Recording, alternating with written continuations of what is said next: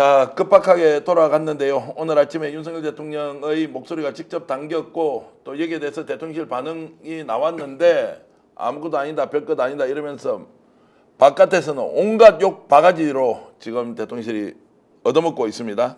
자, 먼저 민주당에서 기자회견했던 윤석열 대통령 녹취 먼저 들어보시겠습니다.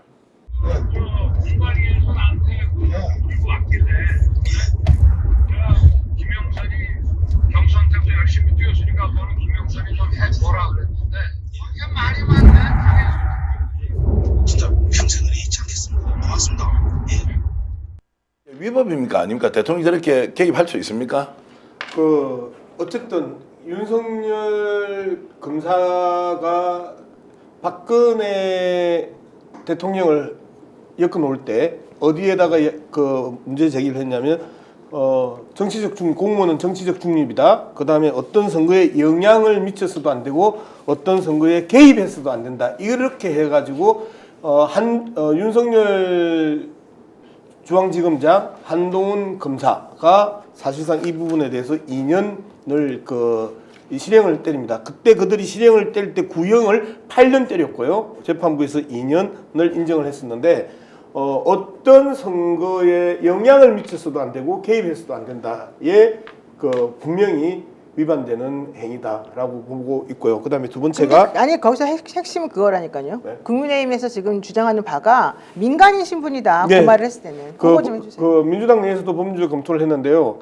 모의, 실행 이 부분을 이야기를 하는데 실행은 5월 10일 날 됩니다. 그렇죠. 5월 9일 날이 모의가 되는 거고요. 그렇죠. 그렇기 때문에 이거는 이 법조인들 열이면 열 모의와 실행에 있어서 가장 중요하게 보는 것은 실행이다. 실행은 5월 10일 날 되고 5월 9일 날은 모의로 보기 때문에 권성동이 민간인 시절에 했는데 뭐가 문제가 되냐라고 오늘 이 발언을 합니다. 그럼에도 불구하고 더불어민주당 법률 검토는 실행이 가장 1차적이기 때문에 5월 10일 실행이 됐기 때문에 이 부분에 대해서는 위반이다. 근데 그거는 상대방이 또 이렇게 얘기를 할 수 있어요. 실제 김영선을 공천한 거는 이 대통령의 9.1 발언하고는 무관한 것이다. 이 사람을 우리가 점검을 해보니 괜찮아서 우리가 그냥 하는 거다. 이렇게 주장을 해버리면 네. 모의하고 실행이 끊어져요. 네. 근데 제가 생각하는 내용은 모의하고 실행 끊어지고 말고 다 필요 없어요. 당선인 신분이 되면 그때부터 이 사람에게는 중립 의무와 그런 의무가 다 부여된다고 판단을 해야 되는 거예요. 네, 그 부분에서 당선인 신분과 대통령 신분에 대한 부분은 기본적으로 법조인에 따라서 그렇죠. 다수설과 소수설로 나눠질 가능성이 높지만 모의와 실행에 있어서 실행이 더 중요하다. 그리고 모의에 증거가 있으면 실행과 직접적인 연결이 되기 때문에 이 부분에서는 법률 위반이 분명하다라는 게 더불어민주당 법이 이 사안을 접한 게 한 10여일 전입니다. 그리고 10여일 동안 팩트체크와 법률 검토를 해왔었고 어제 최종적으로 파일을 받아서 오늘 급하게 이 내용을 발표했던 부분은 충분히 법률적 검토와 팩트체크가 끝났기 때문에 가능했다라고 이야기를 하고 있습니다. 오늘 민주당에서 나왔으니 좀 물어보겠습니다. 자, 저걸 열흘쯤 전에 그 내용을 알았고 네. 자료는 어젯밤에 받았다. 아니 정확하게 이야기하면 열흘 전에는 이 구체적인 오늘 저 발언들에 대한 내용들은 다 알고 있었고요. 그리고 이제 결정적으로 윤석열 대통령의 목소리가 나오는 녹취 파일은 어제 밤에 받았습니다. 어젯밤에 받았다. 그래서 내용을 충분히 알고 있었기 때문에 구체적으로 내용을 토시 하나까지 다 알고 있었기 때문에 이게 팩트체크와 법률적 검토가 동시에 들어갈 수 있었던 것입니다. 김종대 전 의원이 알고 계신 내용도 이야기하죠. 민주당 그러면 저거 하나가 끝입니까? 내일 또 한 개 더 나오면 2개가 끝인가요? 어떻습니까? 글쎄 스픽스에서 가장 정통하게 알고 계신 내용인데 이 사건의 뿌리는 우리 노영희 변호사나 정계환 평론가가 다 가장 초기부터 어떤 개척자적인 취재를 해오셨고 그래서 지금 다 알고 계시다시피 수백 개의 파일이 민주당으로 현재 넘어가 있다는 거 이거는 분명히 이제 여기서는 다 우리는 기정사실로 알고 있는 내용이고 또 강혜경 씨를 통해서 넘어간 파일 이런 부분에다가 스픽스가 또 제3의 인물까지 취재를 했기 때문에 지금 민주당에서는 이걸 앞으로 추후 분석 과정을 거쳐가지고 또 국민의힘이나 용산의 대응 방향을 다 보고서 이후에 계속 풀어놓지 않을까 예상이 됩니다. 오늘 아침에 민주당에서 저렇게 이제 그 발표한 내용을 보니까 실제 저도 모르는 내용이었고요. 이게 이제 루트가 공익 제보자가 나오고 난 뒤에 여러 루트가 생긴 것 같아요. 저는 이제 강희경 씨나 또 강희경 씨 아주 가까운 주변 인물로부터 얘기를 들었던 것이 있었지만 오늘 민주당은 전혀 다른 노임에서 아시죠? 이게 국민의힘 쪽에 몸을 담았던 사람이 준 거 아닙니까? 네, 그렇게 봐야 안 돼요? 그래야 되죠, 사실. 예. 근데 왜 그런 결심을 해서 그걸 넘겼을까? 그러니까 강혜경 씨나 뭐 김태호 소장이나 우리가 그동안 얘기했던 그분들은 이런 결심을 하게 된 게 이해가 되지 않습니까? 그런데 이 제보자, 사실 이제 민주당에서 이 공익제보위원회에서 이분을 보호하느라고 또 이 분이 누구인지 발설되지 않게 하려고 되게 노력을 많이 하고 있는데 어쨌든 이분은 본인을 밝히는 걸 꺼려하면서도 용감하게 지금 이제 나섰잖아요. 이분이 제출한 자료는 강혜경 씨가 가지고 있는 자료랑 또 다른 자료란 네. 말이에요. 이런 것들이 다 합쳐지게 되면 정말 엄청난 파괴력을 가지고 있는 건데 그분이 왜 그런 결심을 했을까? 게다가 이분들 전부 다 창원, 의창 이쪽에 있는 사람들이에요. 네. 대통령을 가장 끈끈하게 밀어주고 있는 절대 바뀌지 않을 것 같은 지지 세력들이란 말이에요. 사실은 이분들이 왜 이렇게 지금 하고 있는가를 사실은 다 알아야 됩니다. 왜 그렇다고 생각하세요? 그러니까 이제 뭐 둘 중에 하나겠죠. 하나는 이제 정권이 이미 무너져 내려가고 있다 네. 얘기해서 공익적인 제보를 해서 확실하게 국민들에게 진실을 밝히겠다 하나가 있을 거고요. 그렇죠. 두 번째는 뭐 아예 아웃사이더가 되어서 이 정권하고 이제 함께 갈 만한 사유가 없다. 그리고 더 이상 나도 지금 당한 거 갚아주겠다. 이제 이런 의사. 오늘 그 명태균 대표가 이런 이야기 했지 않습니까? 방송에서 네. 자신을 수행하던 자신이 고용한 운전사 있죠. 그렇게 말을 하는 바람에 그 운전했던 화났어요. 분이 엄청 화났어요. 완전 화가 나가지고요. 고용을 했으면 월급을 줘야 되는데 진짜 심한 이야기. 아니 본인은 어디 가서 금일봉도 받아오더만 그것도 나한테 주지 않고 무슨 고용을 했다는 이야기냐. 이런 이야기까지 터져 나오는 걸로 봐서는 심상치가 않다. 주변 상황이 이제 이런 것이고요. 그래서 그분이요, 그 고용당해서 운전을 해줬다는 그분이요, 완전히 이용당한 걸로 사실 그 동네에서 유명하시거든요. 근데 그분이 내가 제보자냐라고 하는 말을 이 명태균 씨가 사실은 다 퍼뜨리고 다녔다는 거예요. 이 제보가 나간 이후에. 그래가지고 너무 화가 나 있는 상태인데 거기서 지금 말씀하신 것처럼 그런 말을 들으니까 아니 나한테 돈 한 푼 제대로 주지도 않고 나를 그렇게 이용해 먹어놓고 무슨 짓이냐 이래서 화가 많이 났었잖아요. 근데 그런 마음을 저는 지금 이 제보자, 진짜 제보자, 예. 그분도 저는 갖고 있을 거라고 생각해요. 자, 그래서 지금 조금 전에 언급했던 그 고용된 분이 제보한 게 아닌 건 확실해요. 맞아요. 예, 그 부분에 이분도 뭘 가지고 있어요. 그 맞아요. 부분에 대해서는 좀 그 정돈하고 예, 갈 예. 필요가 있습니다. 첫 번째, 오늘 그 오전에 튼 녹취를 보면 차가 달리는 소리가 계속 들려요. 그래서 차 안에서의 녹취다라고 이제 그 많은 사람들이 체크를 했고, 네. 그 다음에 이제 명태균이 바로 즉각적으로 고용이라는 표현을 하면서 운전기사가 이 제보자라고 이제 이야기가 된 거예요. 그런데 실제적으로 우리 당의 이 문제를 다루고 있는 노종면 의원, 이걸 갖다 좀 간단하게 이야기하면 가장 먼저 제보를 박찬대 원내대표가 받습니다. 그리고 박찬대 원내대표가 아주 절실하게 그 제보자를 설득을 하고요. 그리고 나서 실무적으로 노종면 의원이 이걸 받습니다. 그래서 우리 당 내에서는 어젯밤까지 박찬대 원내대표와 노종면 의원 두 사람밖에 몰랐었어요. 그리고 노종면 의원이 이 부분에 대해서 그 팩트 체크와 법률적 이 검토들을 이제 계속 해 나오는 과정이었는데 오늘 제가 이 방송을 운영이 하다가 지금 나왔거든요. 네. 오늘 인권위를 하고 그다음에 이제 국회 사무처 운영을 하다가 이 방송을 나왔는데 노종면 의원한테 마지막으로 물어봤어요. 이거 운전기사 맞습니까? 안 맞습니까?라고 이제 물어봤어요. 그랬더니 분명하게 말씀드립니다. 운전을 해주신 분 아닙니다. 이제 이렇게 노종면 의원이 명확하게 이야기를 했습니다.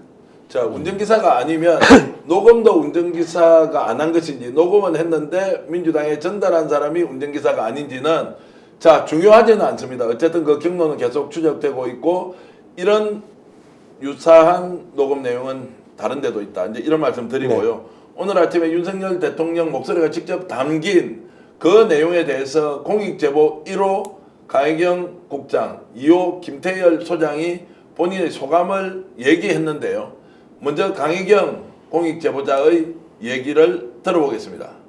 정말 너무 감사하고 약간 소름 끼칠 정도로 제가 말했던 게 진실로 드러나는 증거라 약간 너무 진짜 눈물부터 났었습니다.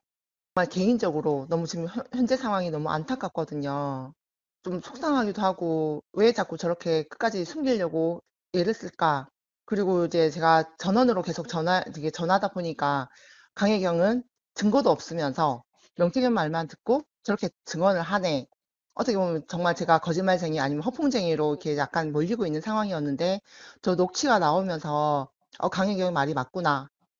강혜경 말이 진실이구나. 그럼 명태균 대표님 정말 내일 운영위에 나와 주셨으면 좋겠어요. 자, 저희들이 이제 급히 어렵게 인터뷰를 전화 통화를 하면서 자막을 좀 못 붙였는데 뭐 말씀은 충분히 들었을 것 같고 본인이 혼자 지금까지 했던 이야기가 실제 사실로 이제 확인되어서 놀라기도 하고 그랬다는 얘기입니다.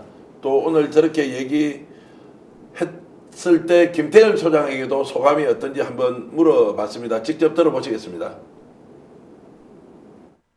강혜경 씨가 국감에 나가기 전까지도 강혜경 씨의 일방적인 주장이다, 들은 소리다, 전에 들은 소리다라고 하면서 모든 사람들이 강혜경 씨의 어떤 진실에 귀를 기울이지 않았습니다.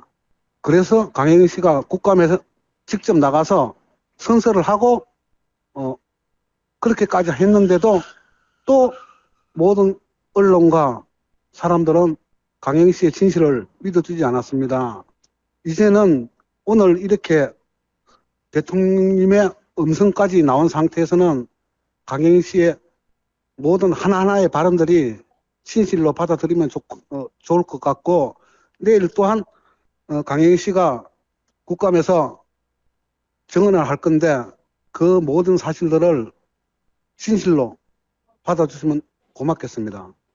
자, 김정대 의원, 네. 이분이 이제 굉장히 지금 안정되어 있습니다. 처음에는 긴장도 하고 걱정도 많이 하고 최근에 며칠 동안 계속 검찰에 가서 수사를 받았거든요. 조사를 네. 받고 했는데 굉장히 안정되어 있으면서 이제 상황을 좀 관리하고 있는다는 건 좀 안심이 되진 않습니까?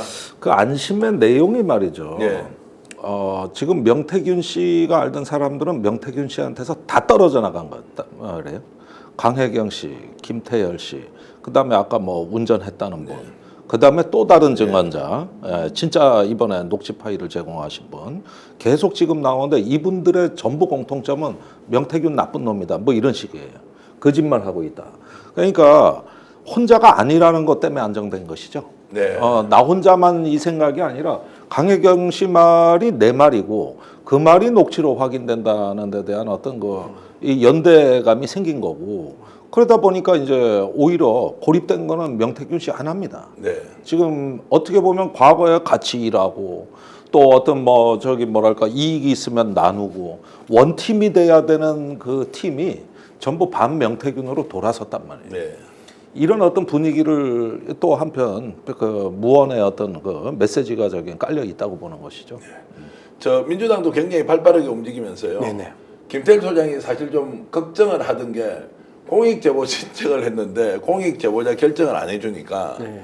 그런데 이제 알고 보니까 민주당에서 오늘 아마 이동혁 변호사입니까? 심사에서 심사를 한 오늘 면담하러 내려가고 빠르면 내일 또 늦어도 다음 주 초에는 공익제보자 2호로 이제 최종 결정을 하던데요. 생각보다 절차는 있긴 하더라고요. 네네. 그런데도 전현희 위원장이 직접 나서서 전화하고 담당 보좌관 그리고 뭐 변호사 이렇게 나서서 적극적으로 하는 거 보니까 제대로 보호하려는 지금까지 욕대로 먹던 민주당은 완전히 다른 것 같더라고요. 네, 그게 이 더불어민주당 내에서의 직접적인 녹취록이나 증거들을 찾은 것보다 외려 스픽스, 서울의 소리, 뉴스토마토와 같은 언론사에서 이 내용들을 가져왔기 때문에 그 부분에 대한 신뢰의 문제가 일정하게 있었던 것 같습니다. 그런데 사실상 이번에는 원내대표와 그 당 대변인이 그 동시에 이 문제를 쥐고 달리고 있기 때문에 전체적으로 이 협조와 속도의 문제가 상당히 달라졌다 저는 이제 이렇게 평가하고 네. 있습니다. 저는 보니까 민주당 국회의원들이 이번에 일을 참 잘하시고 예. 체계적으로 하시고 이러다 보니까 국민들이 이제 민주당을 또 더 믿게 되고 신뢰를 하게 되는 것 같아요.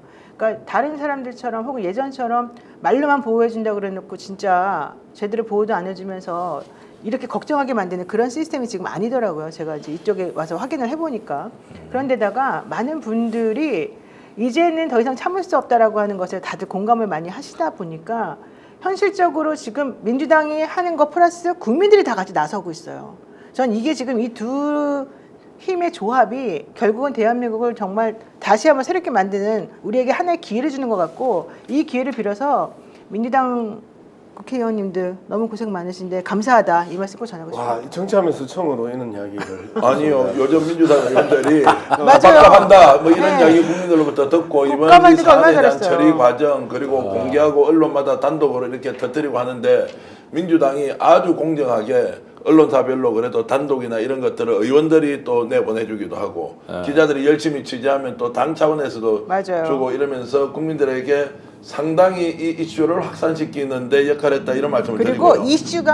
이슈도 그렇지만 민주당이 예전엔 분열되고 막 자기네 내부에서 싸우는 것 같은 느낌이 막 들었잖아요. 네. 이번에는 22대는 절대 안 그러는 거예요. 네, 네. 그러니까 그런 것들에 대해서도 좀 국민들이 안정감을 느끼는 것 같아요. 아유, 고맙습니다. 스픽스는 말하는 언론입니다. 대세는 유튜브, 그중에서 스픽스. 좋아요, 댓글, 구독, 알림 설정. 여러분이 저희를 사랑해 주시고 우리가 여러분을 사랑하는 4가지 방법입니다.